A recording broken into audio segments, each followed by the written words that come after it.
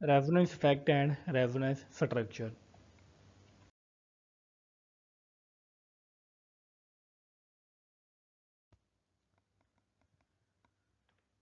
This topic explains the resonance effect or mesomeric effect and its types.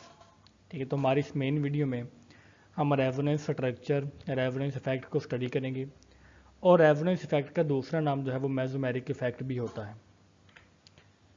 हम जानते हैं कि ऑर्गेनिक केमिस्ट्री में the behaviour of electrons differs when elements other than that of carbon atom and hydrogen actively take part in the formation of molecular bonds. तो electrons का जो behaviour है वो कार्बन और हाइड्रोजन के साथ थोड़ा सा डिफरेंट होता है और बाकी एटम या मॉलिक्यूल के साथ थोड़ा सा डिफरेंट होता है।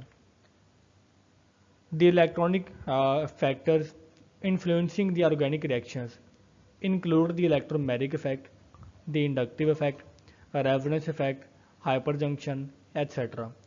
तो ये सारे के सारे जो इफ़ेक्ट हैं ये सारे के जो हैं वो ऑर्गेनिक रिएक्शन को बहुत ज़्यादा इन्फ्लुएंस करते हैं क्योंकि ये ज्योमेट्री में और 3D स्पेशल अरेंजमेंट में जो है वो काफ़ी ज़्यादा असर डालते हैं और इफ़ेक्ट करते हैं, जिसकी वजह से जो हमारे पास हाइड्रोकार्बन कंपाउंड्स हैं उनकी जो केमिकल और फिजिकल प्रॉपर्टीज़ हैं वो चेंज होती हैं।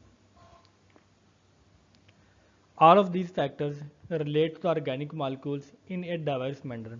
तो हर एक का अपना असर होता है, ठीक है, और उसी असर के मुताबिक जो है वो हमारा मॉलिक्यूल अपनी केमिकल प्रॉपर्टीज़ को चेंज करता है।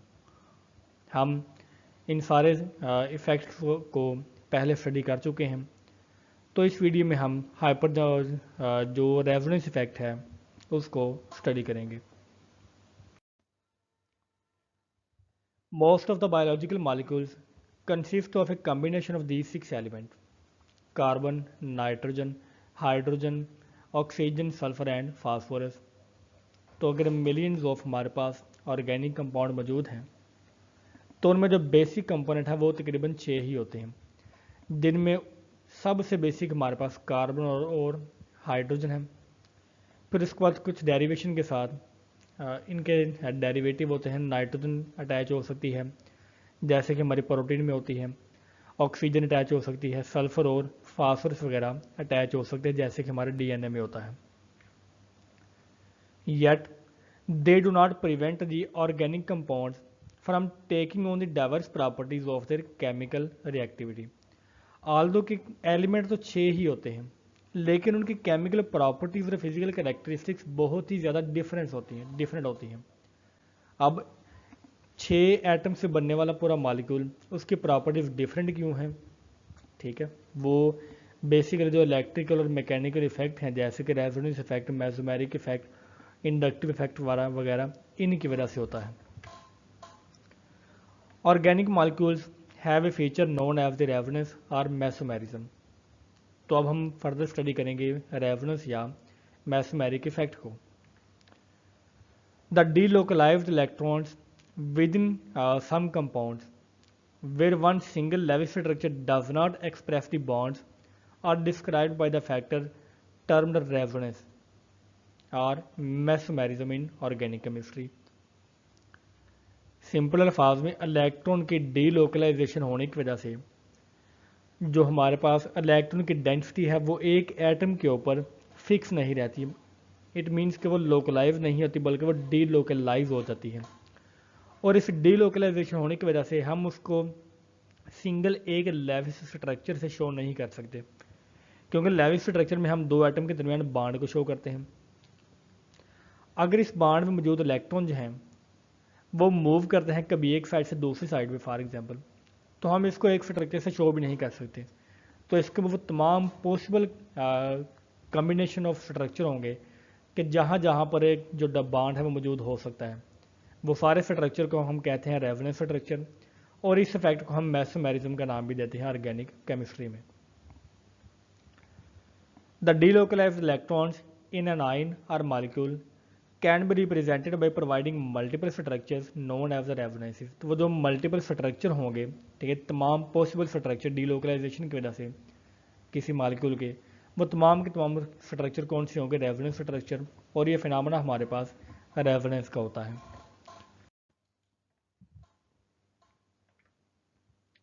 Resonance effect. The polarity induced on a molecule by the interaction of a lone pair of electron with a pi bond or the interaction of two pi bonds in a nearby atom is known as the resonance effect. अगर हम इसको properly explain करना चाहें, define करना चाहें, तो ये resonance effect की डेफिनेशन है कि एक पोलैरिटी प्रोड्यूस होती है किसकी वजह से, इंटरेक्शन की वजह से। इंटरेक्शन किसका हो सकता है, एक लोन पेयर का और एक पाई बॉन्ड का, या दो लोन पेयर्स का इंटरेक्शन होगा, ठीक है, दोनों कम्बिनेशन हो सकते हैं, और इनके कम्बिनेशन की वजह से हमारी जो पोलैरिटी प्रोड्यूस होगी उसको हम नाम देंगे रेजोनेंस इफेक्ट का। अब हमारे पास एक मेसोमेरिक इफेक्ट भी है। The mesomeric effect is the polarity that develops in the molecule as a result of interaction between two bonds or a bond and lone pair of electron। तो ऊपर जो हमने डेफिनेशन बयान की उसी को हमने दूसरे अल्फाज में शो कर दिया, ठीक है। तो बेसिकली रेजोनेंस इफेक्ट या मेसोमेरिक इफेक्ट एक दूसरे के इक्वल ही होते हैं, वो दोनों सेम चीज़ है, लेकिन दोनों में डिफरेंस क्या है main? The main difference between resonance and the mesomeric effect is that the resonance effect describes how molecules lone pair of electron and bond pair of electron determine its chemical reactivity, whereas the mesomeric effect describes how a molecule's chemical structure is stabilized by using a functional group। ठीक है, तो दो different domain में हम इसको explain करते हैं अगर हम इसको ज़्यादा डीपली जाके देखें। रेजोनेंस इफेक्ट बेसिकली डिफाइन करता है कि एक लोन पेयर मॉलिक्यूल का और एक बॉन्ड पेयर या दो पाई बॉन्ड के पेयर वो किस तरह से केमिकल स्ट्रक्चर को डिफाइन करते हैं, ठीक है। हम इसमें बेसिकली रेजोनेंस में स्ट्रक्चर के ऊपर हमारा फोकस होता है, ठीक है, लेकिन अगर हम स्ट्रक्चर की बजाय उसकी स्टेबिलिटी को स्टडी करें तो वो फिर नाम होगा मेसोमेरिक इफेक्ट का। कि मेसोमेरिक इफेक्ट में हम देखते हैं कि किसी फंक्शनल ग्रुप की वजह से जो केमिकल स्ट्रक्चर है वो स्टेबलाइज कितना हुआ है और कैसे हुआ है, ठीक है। तो ये बेसिकली दोनों में डिफरेंस है और दोनों के हमने सिंपल डेफिनेशन भी देख ली।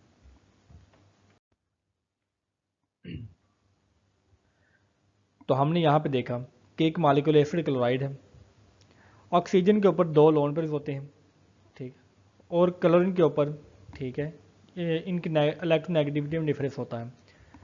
अब लोन पेयर होने की वजह से, डबल बॉन्ड होने की वजह से क्लोरीन का एक इलेक्ट्रॉन यहाँ पे शिफ्ट होगा और ये जो डबल बॉन्ड है वो यहाँ पे शिफ्ट होता है। तो आपने देखा कि डबल बॉन्ड पहले ऑक्सीजन के, कार्बन और ऑक्सीजन के दरमियान था, अब डबल बॉन्ड कहाँ पे आया, वो कार्बन और क्लोरीन के दरमियान है, ठीक है, यहाँ पर। अब ये दो हमारे पास दो डिफरेंट स्ट्रक्चर हैं, ठीक है, हमारे पास मॉलिक्यूल सेम है, उसकी अरेंजमेंट भी तकरीबन सेम है, लेकिन ये दो डिफरेंट स्ट्रक्चर हैं with respect to functional group double bond, ठीक है। तो ये हमारे पास दोनों रेजोनेंस स्ट्रक्चर होंगे। इसी तरह हमारे पास ईस्टर का मॉलिक्यूल एक ये वाला है, इसका डबल बॉन्ड जब यहाँ से यहाँ पे शिफ्ट होगा तो एक इसका दूसरा रेजोनेंस स्ट्रक्चर आएगा। इट मीन कि इसके दो पॉसिबल लेवल स्ट्रक्चर हैं और हम इस ईस्टर को इन दोनों स्ट्रक्चर के साथ शो कर सकते हैं। अब अगर किसी मॉलिक्यूल के जितने ज़्यादा रेजोनेंस स्ट्रक्चर होंगे वो उतना ही ज़्यादा स्टेबल होता है, तो हम स्टेबिलिटी को स्टडी करते हैं मेसोमेरिक इफेक्ट में। कार्बोक्सिलिक एसिड में हमने देखा कि इसका डबल बॉन्ड दोबारा से यहाँ पे शिफ्ट होगा, ठीक है, तो ये हमारे पास इसका दूसरा रेजोनेंस स्ट्रक्चर है। इसी तरह अमाइड का दूसरा स्ट्रक्चर ये वाला है और कार्बोक्सिलेटाइन का दूसरा स्ट्रक्चर, रेजोनेंस स्ट्रक्चर ये वाला होगा। Resonance structure of the several function groups, ठीक है, वो यहाँ पे गिवन है। The diagram depicts the various resonance configuration of several substances with resonance effect. The main difference between the resonance type is the electronic configuration। जैसे यहाँ पे अभी क्लोरीन के ऊपर इसका एक इलेक्ट्रॉन यहाँ से रिमूव हो चुका है, तो इट मीन्स कि इसकी जो इलेक्ट्रॉनिक कॉन्फ़िगरेशन है वो थोड़ी सी चेंज हो चुकी है। Because resonance structures clearly exhibit bonding in molecule, they provide a better representation of Lewis dot structure, ठीक है। तो हम जब लेवल स्ट्रक्चर को शो करेंगे मुख्तलिफ मालिक्यूल्स के, तो वो हम बेहतर तरीके से शो कर सकते हैं with respect to resonance structure, जो कि तमाम पॉसिबल स्ट्रक्चर्स को इंक्लूड करता है अपने अंदर। द मोर रेजोनेंस स्ट्रक्चर व molecule possesses the more stable it becomes. तो रेजोनेंस स्ट्रक्चर और मेसोमेरिक स्ट्रक्चर है तो दोनों सेम ही इफेक्ट, लेकिन दोनों में की डोमेन में फ़र्क क्या है कि जितने ज़्यादा रेजोनेंस स्ट्रक्चर होंगे उतना ही ज़्यादा उसका मेसोमेरिक इफेक्ट होगा। इट मीन्स कि वो उतना ही ज़्यादा स्टेबल होगा। Mesomeric effect are caused by pi electron delocalization. ठीक है, तो स्पेसिफिकली जो मेसोमेरिक इफेक्ट है, इट मीन्स कि जो स्टेबिलिटी है वो काज किससे होती है, पाई इलेक्ट्रॉन की डीलोकलाइजेशन से। And contribute to significantly to change in acid and base strength caused by the remote substance.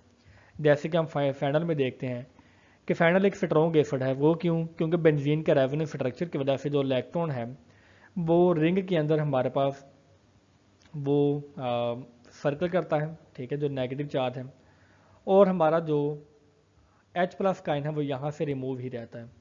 तो ये स्ट्रॉन्ग एसिड है कि हमारा इलेक्ट्रॉन कभी यहाँ पे आएगा रेजोनेंस स्ट्रक्चर की वजह से, वो फिर यहाँ से इस कार्बन के ऊपर मूव करता है, यहाँ से वो यहाँ पे मूव करेगा, तो इसकी मूवमेंट की वजह से यहाँ पर इलेक्ट्रॉन कम रहेगा और H+ काइन रिमूव रहेगा, और वो एक स्ट्रॉन्ग एसिड है।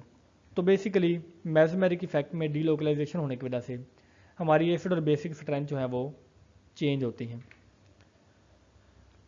सो the particularly we are double bond in conjugation with ionizable centre. ठीक है, तो बेसिकली ये हमने यह वही एग्जांपल दी कि डबल बॉन्ड होने की वजह से, ठीक है, और आयनाइजेबल सेंटर होने की वजह से एसिड और बेस की स्ट्रेंथ चेंज होगी। इसके अलावा हम देखते हैं कि ortho and para substituent in aromatic और हेटेरोटॉमिक कंपाउंड, इनकी बेसिक और बेसिक स्ट्रेंथ है होगी वो भी ज़्यादा होगी और इनकी स्टेबिलिटी बहुत ज़्यादा होती है। Resonance effect types. Resonance effect की बेसिकली दो टाइप्स होती हैं, एक पॉजिटिव रेजोनेंस इफेक्ट और दूसरा negative resonance effect. The electrons are transferred away from an atom or substituent functional group. तो जब इलेक्ट्रॉन जो है वो किसी एक एटम से दूर मूव करें तो इट मीन्स कि जहाँ से इलेक्ट्रॉन दूर मूव किए हैं उसके ऊपर पॉजिटिव चार्ज आएगा, तो ये हमारे पास पॉजिटिव रेजोनेंस इफेक्ट होगा। So the electrons are transferred away from an atom or substituent group bound to the conjugated system in this process। ठीक है, for example OH, SH, OR and SR। तो conjugated system कौन सा होता है जिसमें double bond move करता है, जैसे कि हमारे पास ये वाला एक कॉन्जुगेट सिस्टम होगा 4 कार्बन एटम वाला, कि डबल बॉन्ड एक यहाँ पे है और एक यहाँ पे है, तो इनके दरमियान जो पाई इलेक्ट्रॉन ऑर्बिटल होगा, ठीक है, उसकी आपस में डीलोकलाइजेशन होती है, और इसी डीलोकलाइजेशन होने की वजह से वो कॉन्जुगेट सिस्टम बनता है। तो एक पॉजिटिव रेजोनेंस इफेक्ट वो होगा जिसमें इलेक्ट्रॉन मूव अवे करते हैं। Negative resonance effect, the electron were transfer toward the atom और substituent group associated with the conjugated system. तो अगर इसी कॉन्जुगेटेड सिस्टम के साथ मैं एक फंक्शनल ग्रुप लगा दूं, अगर वो फंक्शनल ग्रुप तो ये वाला है जो यहाँ पे गिवन है, तो वो पॉजिटिव रेजोनेंस इफेक्ट को शो करेंगे, और अगर यहाँ पर ग्रुप जो अटैच है वो इनमें से कोई है तो वो नेगेटिव रेजोनेंस इफेक्ट को शो करेंगे। In chemistry, resonance which is also called mesomerism is a way of describing bonding in a certain molecule or polyatomic ions by the combination of several contributing structures into a resonance hybrid in valence bond theory। तो resonance का हमने phenomena पढ़ लिया कि वो क्या है। अब रेजोनेंस स्ट्रक्चर क्या है, कि वो बॉन्डिंग को डिस्क्राइब करने का मेथड है, ठीक है, किसी मॉलिक्यूल में जिसमें पॉलीएटॉमिक आइंस हों, और उसमें स्ट्रक्चर में क्या होगा कि हम कंबाइन करेंगे सेवरल कंट्रीब्यूटिंग स्ट्रक्चर को। जैसे कि हमने देखा कि बेंजीन के बेसिकली 5 कंट्रीब्यूटिंग स्ट्रक्चर होते हैं, उन 5 कंट्रीब्यूटिंग स्ट्रक्चर की वजह से जो एक मेन स्ट्रक्चर हमारे पास आएगा वो एक रेजोनेंस का स्ट्रक्चर होगा। ठीक है, 5 स्ट्रक्चर कौन से होंगे, 1 2 3, जिसमें 3 डबल बॉन्ड ये वाले होंगे, एक ये वाला। अगर फिर 3 डबल बॉन्ड किसी और पोजीशन के ऊपर आ जाएं, जैसे कि हमारे पास 3 डबल बॉन्ड अभी यहाँ पे हों, तो एक दूसरा कंट्रीब्यूटिंग स्ट्रक्चर है। इसी तरह इसका एक और रेजोनेंस स्ट्रक्चर ये वाला हो सकता है जिसमें 2 डबल बॉन्ड ये वाले हों और एक डबल बॉन्ड इन 2 कार्बन एटम के दरमियान होती है, पॉसिबल स्ट्रक्चर है, ठीक है, 3 डबल बॉन्ड वाला। इसी तरह अगर चौथा डबल बॉन्ड यहाँ पे हो और पांचवा यहाँ पे हो तो वो दो हमारे पास स्ट्रक्चर और आ जाएंगे। तो बेंजीन के 5 रेजोनेंस कॉन्ट्रीब्यूटिव स्ट्रक्चर होते हैं। जब इन पांचों स्ट्रक्चर को मिलाकर हम एक स्ट्रक्चर डिफाइन करते हैं तो वो बेसिकली हमारे पास एक जो है वो रेजोनेंस स्ट्रक्चर होता है, जिसको हम इस तरह से भी शो कर सकते हैं। तो ये बेसिकली कंट्रीब्यूशन को शो करता है तमाम रेजोनेंस स्ट्रक्चर्स को। So what are resonance structures? Resonance structure were set of Lewis structure that describe the delocalisation of electrons. तो ये हम सारे डीलोकलाइजेशन को ही शो करते हैं इन पॉलीएटॉमिक आयन और molecule. In many cases a single Lewis structure fails to explain the bonding in molecule और polyatomic ion. मिसाल के तौर पर अगर हम देखें कि बेंजीन का स्ट्रक्चर सिर्फ ये हो, फर्ज करें तो ये ट्रू स्ट्रक्चर को शो नहीं करेगा, क्योंकि डबल बॉन्ड अगर यहाँ पर एक टाइम में मौजूद है तो वो दूसरी टाइम में यहाँ पर आ सकता है। तो वो मूव करने की वजह से एक लेवल स्ट्रक्चर एक्यूरेटली डिस्क्राइब नहीं करता। इस वजह से हमें रेजोनेंस स्ट्रक्चर की ज़रूरत पड़ती है। In such cases resonance structure were used to describe chemical bonding.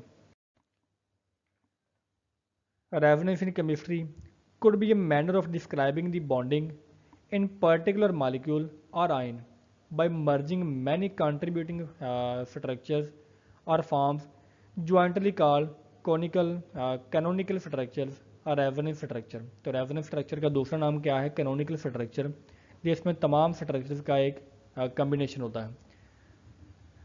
तो डीलोकलाइजेशन को हम पढ़ते किस में हैं? वैलेंस बॉन्ड थ्योरी में, ठीक है। तो इसकी वजह से बेसिकली जो स्ट्रक्चर हमारे सामने आता है वो हाइब्रिड स्ट्रक्चर होता है। हाइब्रिड मतलब कि वो कम्बिनेशन होता है सभी का।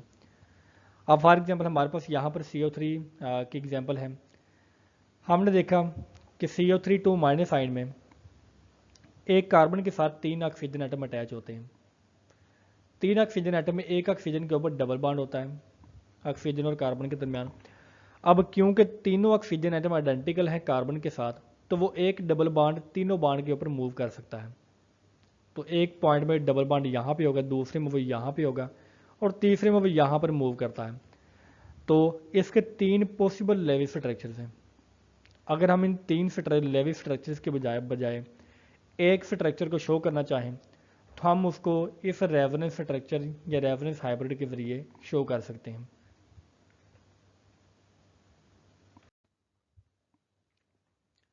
द डिफरेंट रेजोनेंस स्ट्रक्चर्स, ठीक है, of the carbon atoms are illustrated, जो कि हमने लास्ट स्लाइड के ऊपर भी पढ़ा। The delocalisation of electrons is described via fractional bonds which are denoted by dotted line. तो डीलोकलाइजेशन को हम ये जो डॉटेड लाइन आप साथ में देख रहे हैं उनके जरिए शो कर सकते हैं। With fractional charge in resonance hybrid, तो हर एक के ऊपर हम फ्रैक्शनल चार्ज को भी शो करते हैं। Sometimes resonance structures are not equivalent and it is important to determine which one is the best describing the actual molecule or bonding. Formal charge can be used to predict which resonance structures are favored. Resonance structure of nitrate ion. In nitrite ion, the bond length of both nitrogen and nitrogen to oxygen bonds are equal. तो जैसा कि हम देख सकते हैं कि nitrogen के साथ 2 ऑक्सीजन एटम अटैच हैं और इन दोनों की जो बॉन्ड लेंथ है वो सेम होती है, विच इज़ 125 पिकोमीटर, ठीक है। The Lewis dot structure of NO2 minus highlights a difference in the bond order of the NO bond, ठीक है। तो सिंपल हम देखें कि 2 इसके लेवल स्ट्रक्चर आते हैं। डबल बॉन्ड या तो यहाँ पे हो सकता है या वो यहाँ पे हो सकता है। अगर डबल बॉन्ड यहाँ पे होगा तो हमारा नेगेटिव चार्ज यहाँ पे होगा ऑक्सीजन के ऊपर, और अगर डबल बॉन्ड दूसरे ऑक्सीजन के ऊपर है तो नेगेटिव आयन उससे दूसरे ऑक्सीजन के ऊपर मौजूद होगा। The resonance hybrid of this polyatomic ion obtained from this its a different resonance structure can be used to explain the equal bond length as illustrated below। अब इसकी बॉन्ड लेंथ इक्वल क्यों होती है? क्योंकि इसका रेजोनेंस स्ट्रक्चर होता है। वो जो पाई बॉन्ड है या जो इलेक्ट्रॉन्स की डीलोकलाइजेशन की वजह से एक पूरा एक स्ट्रक्चर डिफरेंट वजूद में आएगा जिसकी बॉन्ड लेंथ सेम होती है, चाहे बॉन्ड जो डबल बॉन्ड है वो एक साइड पे हो चाहे वो दूसरी साइड पे हो, ठीक है। तो that is the reason behind the equal bond length of NO bonds. The Ravenous hybrid of nitrite ion suggests that each oxygen atom holds a partial charge of magnitude of -1.2. अब overall तो इसके ऊपर -1 charge होता है, लेकिन -1 की बजाय जो चार्ज है वो कहाँ से आता है कि -0.5 इस ऑक्सीजन के ऊपर है और -0.5 दूसरे ऑक्सीजन के ऊपर होता है। तो चार्ज की डिस्ट्रीब्यूशन इस तरह से होती है। Resonance structure of NO3 minus आइन। अब हम देखते हैं कि nitrogen is the central atom in nitrite ion. ठीक है, यहाँ पर सेंट्रल एटम है nitrogen atom. It is strongly bonded to 2 oxygen atoms and doubly bonded to 1 oxygen atom. ठीक है, अब सिंपल अगर हम देखें तो 2 के साथ वो सिंगल बॉन्ड में होगा और एक ऑक्सीजन के साथ वो डबल बॉन्ड में होगा। The oxygen atom that are singly bonded to the nitrogen hold a charge of -1. इनके ऊपर चार्ज होगा -1 का। In order to satisfy the octet configuration, अगर हम ऑक्टेट को देखें तो -1 चार्ज इसके ऊपर होगा, -1 इसके ऊपर, और इसके ऊपर कोई चार्ज नहीं होगा। ठीक है, और हमारे पास नाइट्रोजन है उसके ऊपर पॉजिटिव चार्ज होगा। तो ओवरऑल चार्ज इसके ऊपर जो है वो -1 होगा, क्योंकि पॉजिटिव और नेगेटिव एक कैंसिल हो जाएंगे और हमारे पास एक चार्ज ये वाला आएगा। तो ये सेटिस्फाई करता है ऑक्टेट की कॉन्फ़िगरेशन को, लेकिन एक्चुअली में इसकी डिलोकलाइजेशन होती है। The central nitrogen atom have a charge of +1 and the overall charge on the nitrite ion is the -1। The 3 possible resonance structure of NO3 minus are also illustrated, जिसको हम बाद में देखेंगे। तो रेजोनेंस स्ट्रक्चर तो इसका ये वाला है जिसके हमने चार्ज की डिस्ट्रीब्यूशन की कि हर एक के ऊपर इक्वल चार्ज है -2.3 का। तो ये हमारे पास एक ओवरऑल रेजोनेंस स्ट्रक्चर है, लेकिन इसके जो 3 इंडिविजुअल स्ट्रक्चर हैं वो कौन से हैं वो हम अभी कमिंग स्लाइड में स्टडी करेंगे। So these are the 3 resonance structures. If resonance hybrid of this polyatomic ion is drawn from the set of Lewis structures, the partial charge on each oxygen atom will be equal to -2.3। तो जैसे कि हमने last slide के ऊपर देखा तो हर oxygen atom के ऊपर जो चार्ज होगा वो इक्वल होगा, जो कि -2.3 है। लेकिन एक्चुअली में इसकी डिलोकलाइजेशन की वजह से जो स्ट्रक्चर है वो ये वाला होगा कि डबल बॉन्ड अगर यहाँ पे है तो माइनस चार्ज यहाँ पे होंगे, अगर डबल बॉन्ड यहाँ पे है तो माइनस चार्ज बाकी 2 ऑक्सीजन के ऊपर होंगे, और इसी तरह डबल बॉन्ड यहाँ पे भी हो सकता है और माइनस चार्जेस यहाँ पे। So the net charge on the central atom remains +1। तो तीनों के ऊपर जो नाइट्रोजन एटम है उसके ऊपर चार्ज हमेशा सेम रहेगा जो कि +1 का है। द रेफरेंस हाइब्रिड, ठीक है, तो वो भी हमने लास्ट स्लाइड के ऊपर डिटेल से स्टडी कर लिया है। Reference structure of ozone molecule. The ozone molecule consist of A central oxygen atom which is singly bonded to one oxygen atom and doubly bonded to another। तो oxygen में एक oxygen का दूसरे oxygen के साथ एक डबल बॉन्ड होगा और दूसरे के साथ वो सिंगल बॉन्ड होगा। इसी तरह एक डबल बॉन्ड जो है वो डबल बॉन्ड या तो यहाँ पर कन्वर्ट हो सकता है दूसरे ऑक्सीजन के ऊपर, तो अगर डबल बॉन्ड यहाँ पे है तो नेगेटिव चार्ज हमारा यहाँ पे होगा। तो ये 2 इसके रेफरेंस स्ट्रक्चर्स हैं या इंडिविजुअल स्ट्रक्चर हैं, और इन दोनों को मिलाने से जो रेफरेंस स्ट्रक्चर आएगा वो ये वाला होगा कि हम एक सिंगल बॉन्ड को तो ऐसे लाइन के जरिए शो करते हैं, और जो बाकी डीलोकलाइज बॉन्ड होगा हम उसको डॉट के जरिए ऐसे शो कर देंगे, और हम इक्वल चार्ज रखेंगे दोनों ऑक्सीजन एटम के ऊपर जो कि -1/2 का है। इट मीन इसके 0.5 चार्जेस दोनों के ऊपर होंगे और एक चार्ज +1 के यहाँ पे होगा, तो दोनों एक दूसरे को कैंसिल कर देंगे। तो ओवरऑल चार्ज ओजोन के ऊपर कोई नहीं होता, लेकिन असल में जिसकी चार्ज डिस्ट्रीब्यूशन है वो कुछ इस तरह से होती है। There is no net charge on this molecule but the level structure of this molecule show a +1 charge on the central oxygen atom and -1 charge on the singly bonded oxygen atom. The reference hybrid of ozone has a +1 charge associated with the oxygen at the center and a partial charge of -0.5। तो 0.5 charge हमारा इन दोनों oxygen atom के ऊपर होगा। Resonance structure of carbonate ion. हम देखते हैं कि carbonate ion is a common polyatomic ion found in the limestone, baking powder and the baking soda. Addition of acid to the carbonate ion causes the formation of carbonic acid, which decomposes rapidly into water and carbon dioxide. तो ये simple एक reaction होता है, acid reaction होता है carbonate ion के ऊपर, जिसकी वजह से हमने देखा कि कार्बन डाइऑक्साइड गैस जो है वो वहाँ से एमिट होती है. In baking the carbon dioxide that is relieved causes bullets to rise and make its structure lighter. Our first attempt at drawing the Lewis dot structure of the carbonate ion result in the structure shown. जैसे कि हमने study किया तो हम देखते हैं कि carbonate has 24 electron. 2 of them responsible for the -2 charge, probably electron from calcium, sodium or whatever the salt resulted in a cation that denoted electrons to the carbonate ion. The carbon atom in the pure structure still holds the shared electron to satisfy the octet rule. ठीक है, तो इस पूरे molecule में जो octet rule है वो satisfy ही रहता है. Which atom is most likely to involve in electron sharing? Using the formal charges on the atoms, we could reconfigure our electrons to participate in the double bond with the carbon. तो हमारे पास जो structure आएगा वो ये वाला structure है. 3 resonance structure है हमारे पास ये वाले कार्बोनेट आयन के, जिसमें डबल बॉन्ड मूव करता है यहाँ से यहाँ पे और फिर यहाँ से वो यहाँ पे मूव करेगा. इट मीन्स के इलेक्ट्रॉन्स की डीलोकलाइजेशन होती है.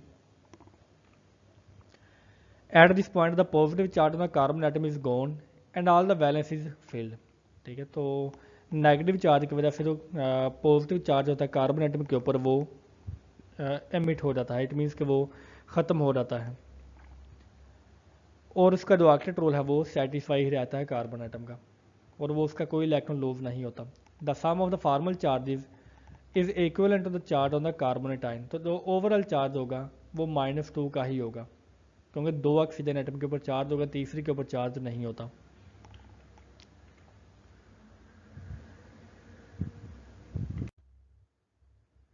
Resonance structure of nitrobenzene. The electron density in the aromatic ring of nitrobenzene is less than that of benzene, owing to the presence of a electron withdrawing group.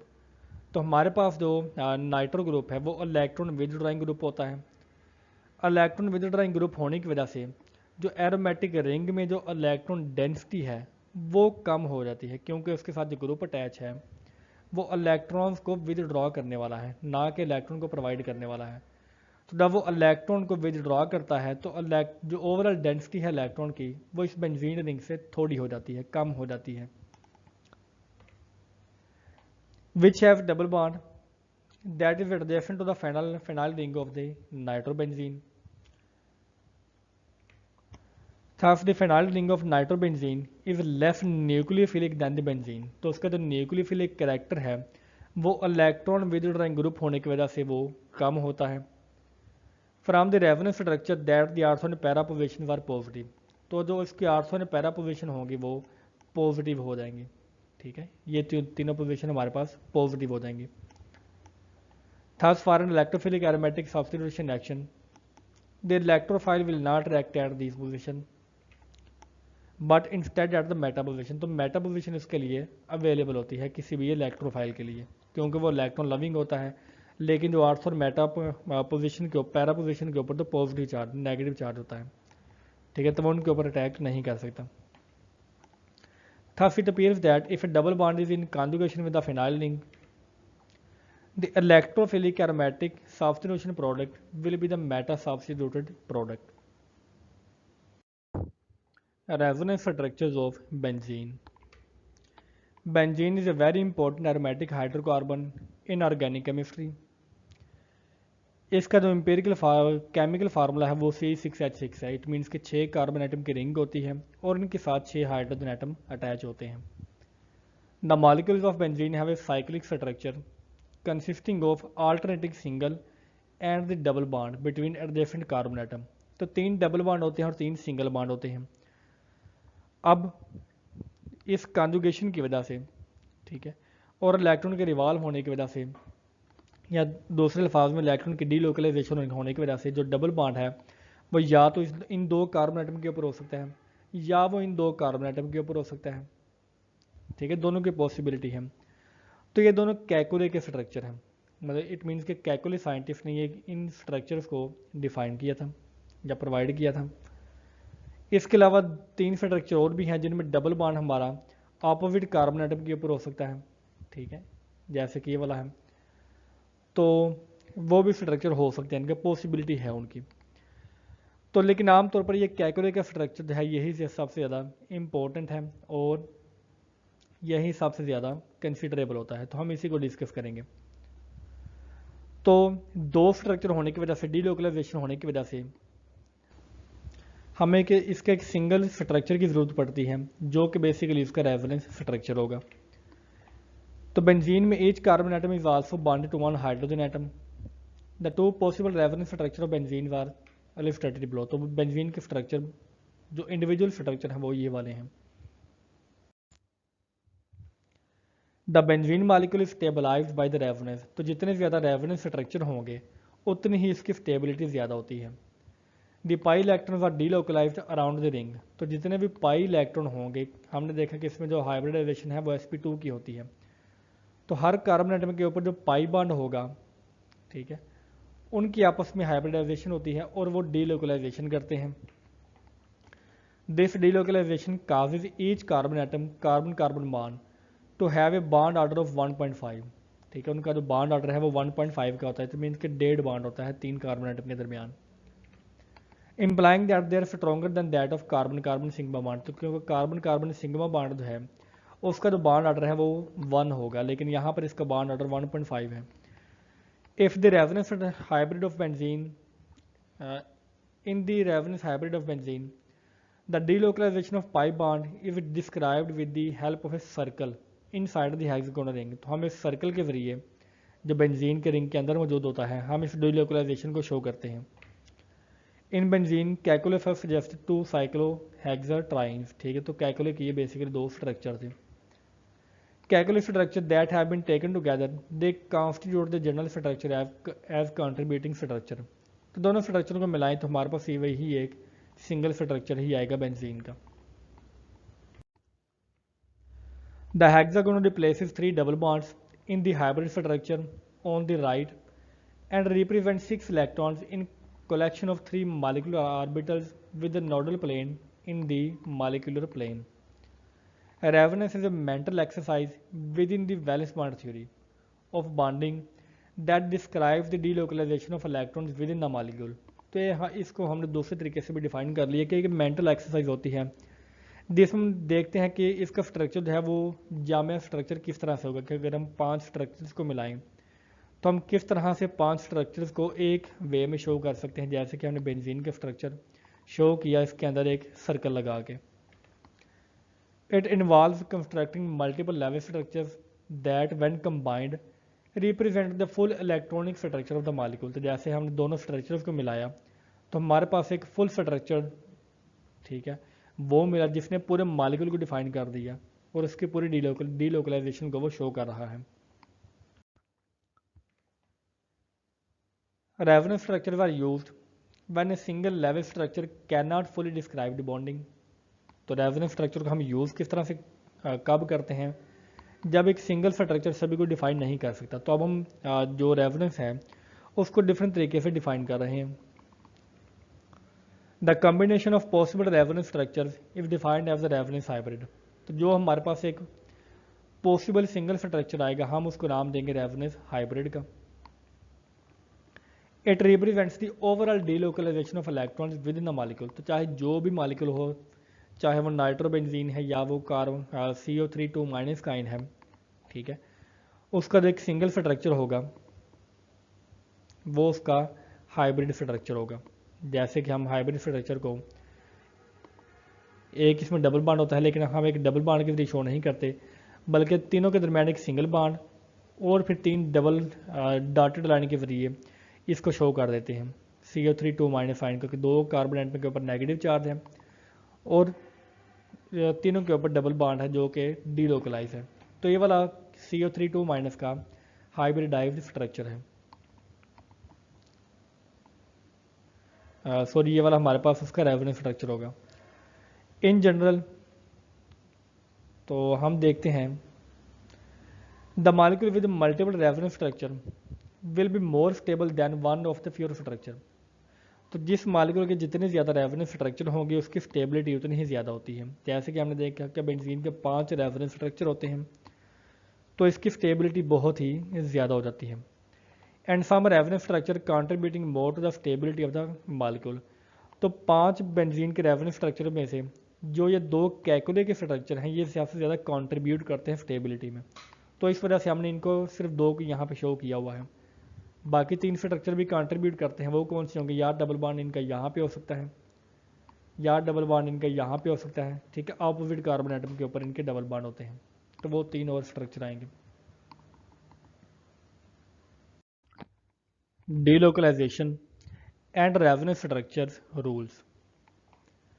तो पहला rule ये है कि resonance structures should have the same number of electrons, do not add और subtract an electron, ठीक है। Check the number of electrons by simply counting them. तो पूरे जितने भी रेजोनेंस स्ट्रक्चर होंगे, फॉर एग्जांपल अगर बेंजीन के 5 रेजोनेंस स्ट्रक्चर हैं और CO3 2 माइनस के 3 रेजोनेंस स्ट्रक्चर हैं, तो उन सभी में जो इलेक्ट्रॉन की तादाद है वो हमेशा सेम रहेगी। इलेक्ट्रॉन सिर्फ मूव करते हैं एक इलेक्ट्रॉन से एक एटम से दूसरे एटम की तरफ, लेकिन वो ऐड या सब्सट्रैक्ट नहीं होते। तो ये इसके पहला रूल है।